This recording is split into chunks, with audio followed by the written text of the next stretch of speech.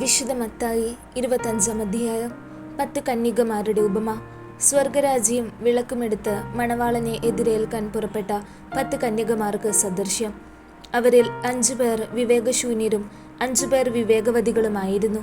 വിവേകശൂന്യകൾ വിളക്കെടുത്തപ്പോൾ എണ്ണ കരുതിയില്ല. വിവേകവതികളാകട്ടെ വിളക്കുകളോടൊപ്പം പാത്രങ്ങളിൽ എണ്ണയും എടുത്തിരുന്നു. മണവാളൻ വരാൻ വൈകി. ഉറക്കം വരികയാൽ കന്യകമാർ കിടന്നുറങ്ങി. അർദ്ധരാത്രിയിൽ ഇതാ മണവാളൻ, പുറത്തു വന്ന് അവനെ എതിരേൽക്കുവിൻ എന്ന് ആർപ്പുവിളിയുണ്ടായി. ആ കന്യകമാരെല്ലാം ഉണർന്ന് വിളക്കുകൾ തെളിച്ചു. വിവേകശൂന്യകൾ വിവേകവതികളോട് പറഞ്ഞു, ഞങ്ങളുടെ വിളക്കുകൾ അണഞ്ഞു പോകുന്നതിനാൽ നിങ്ങളുടെ എണ്ണയിൽ കുറെ ഞങ്ങൾക്ക് തരുക.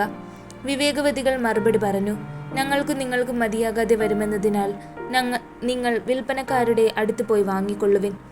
അവർ വാങ്ങാൻ പോയപ്പോൾ മണവാളൻ വന്നു. ഒരുങ്ങിയിരുന്നവർ അവനോടൊത്ത് വിവാഹവിരുന്നിന് അകത്ത് പ്രവേശിച്ചു. വാതിലടക്കപ്പെടുകയും ചെയ്തു.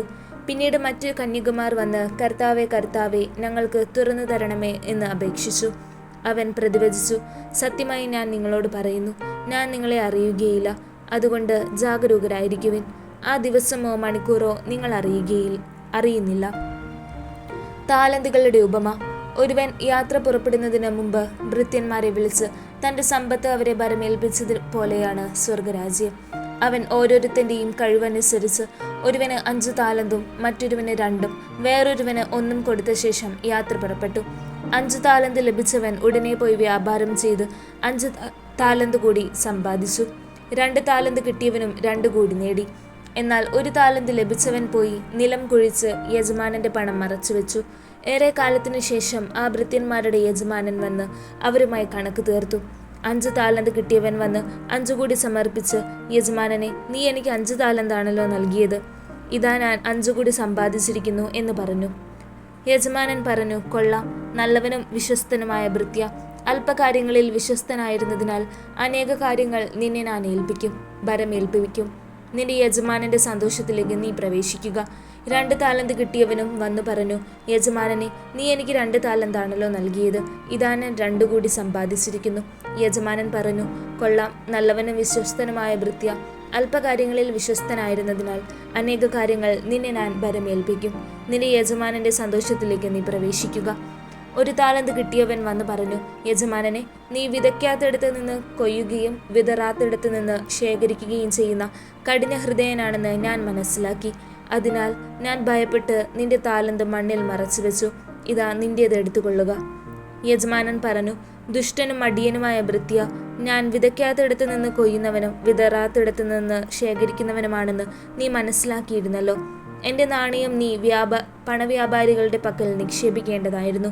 ഞാൻ വന്ന് എൻ്റെ പണം പലിശ സഹിതം വാങ്ങുമായിരുന്നു. ആ താലന്ത് അവനിൽ നിന്നെടുത്ത് 10 താലന്തുള്ളവന് കൊടുക്കുക. ഉള്ളവന് നൽകപ്പെടും, അവന് സമൃദ്ധി ഉണ്ടാവുകയും ചെയ്യും. ഇല്ലാത്തവനിൽ നിന്ന് ഉള്ളതുപോലും എടുക്കപ്പെടും. പ്രയോജനമില്ലാത്ത ആ ഭൃത്യനെ പുറത്ത് അന്ധകാരത്തിലേക്ക് തള്ളിക്കളയുക. അവിടെ വിലാപവും പല്ലുകടിയുമായിരിക്കും. അവസാന വിധി. മനുഷ്യപുത്രൻ എല്ലാ ദൂതന്മാരോടും കൂടെ മഹത്വത്തിൽ എഴുന്നള്ളുമ്പോൾ അവൻ തൻ്റെ മഹിമയുടെ സിംഹാസനത്തിൽ ഉപവിഷ്ടനാകും. അവൻ്റെ മുമ്പിൽ എല്ലാ ജനതകളും ഒരുമിച്ച് കൂട്ടപ്പെടും. ഇടയൻ ചെമ്മരിയാടുകളുടെ കോലാടുകളിൽ നിന്ന് വേർതിരിക്കുന്നത് പോലെ അവൻ അവരെ തമ്മിൽ വേർതിരിക്കും. അവൻ ചെമ്മരിയാടുകളെ തൻ്റെ വലത്തുവശത്തും കോലാടുകളെ ഇടത്തുവശത്തും നിർത്തും. അനന്തരം രാജാവ് തൻ്റെ വലത്തുഭാഗത്തുള്ളവരോട് അരുളി ചെയ്യും, എൻ്റെ പിതാവിനാൽ അനുഗ്രഹിക്കപ്പെട്ടവരെ വരുവിൻ. ലോകസ്ഥാപനം മുതൽ നിങ്ങൾക്കായി സജ്ജമാക്കിയിരിക്കുന്ന രാജ്യം അവകാശപ്പെടുത്തുവിൻ. എന്തെന്നാൽ എനിക്ക് വിശന്നു, നിങ്ങൾ ഭക്ഷിക്കാൻ തന്നു. എനിക്ക് ദാഹിച്ചു, നിങ്ങൾ കുടിക്കാൻ തന്നു. ഞാൻ പരദേശിയായിരുന്നു, നിങ്ങൾ എന്നെ സ്വീകരിച്ചു. ഞാൻ നഗ്നനായിരുന്നു, നിങ്ങൾ എന്നെ ഉടുപ്പിച്ചു. ഞാൻ രോഗിയായിരുന്നു, നിങ്ങൾ എന്നെ സന്ദർശിച്ചു. ഞാൻ കാരാഗൃഹത്തിലായിരുന്നു, നിങ്ങൾ എൻ്റെ അടുത്ത് വന്നു. അപ്പോൾ നീതിമാന്മാർ ഇങ്ങനെ മറുപടി പറയും, കർത്താവെ, നിന്നെ വിശക്കുന്നവനായി കണ്ട് ഞങ്ങൾ ആഹാരം നൽകിയതും ദാഹിക്കുന്നവനായി കണ്ട് കുടിക്കാൻ നൽകിയതും എപ്പോൾ? നിന്നെ പരദേശിയായി കണ്ട് സ്വീകരിച്ചതും നഗ്നനായി കണ്ട് ഉടുപ്പിച്ചതും എപ്പോൾ? നിന്നെ ഞങ്ങൾ രോഗാവസ്ഥയിലോ കാരാഗൃഹത്തിലോ കണ്ട് സന്ദർശിച്ചത് എപ്പോൾ? രാജാവ് മറുപടി പറയും, സത്യമായി ഞാൻ നിങ്ങളോട് പറയുന്നു, എൻ്റെ ഏറ്റവും എളിയ ഈ സഹോദരന്മാരിൽ ഒരുവന് നിങ്ങളിത് ചെയ്തു കൊടുത്തപ്പോൾ എനിക്ക് തന്നെയാണ് ചെയ്തു തന്നത്. അനന്തരം അവൻ തൻ്റെ ഇടത്തുഭാഗത്തുള്ളവരോട് പറയും, ശപിക്കപ്പെട്ടവരെ, നിങ്ങൾ എന്നിൽ നിന്നകന്ന് പിശാചിനും അവൻ്റെ ദൂതന്മാർക്കുമായി സജ്ജമാക്കിയിരിക്കുന്ന നിത്യാഗ്നിയിലേക്ക് പോകുവിൻ. എനിക്ക് വിശന്നു, നിങ്ങൾ ആഹാരം തന്നില്ല.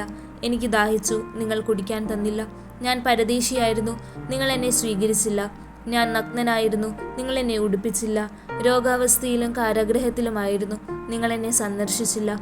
അപ്പോൾ അവർ ചോദിക്കും, കർത്താവേ, ഞങ്ങൾ നിന്നെ വിശക്കുന്നവനോ ദാഹിക്കുന്നവനോ പരദേശിയോ നഗ്നനോ രോഗിയോ കാരാഗൃഹത്തിൽ കഴിയുന്നവനോ ആയി കണ്ടതും നിനക്ക് ശുശ്രൂഷ ചെയ്യാതിരുന്നതും എപ്പോൾ?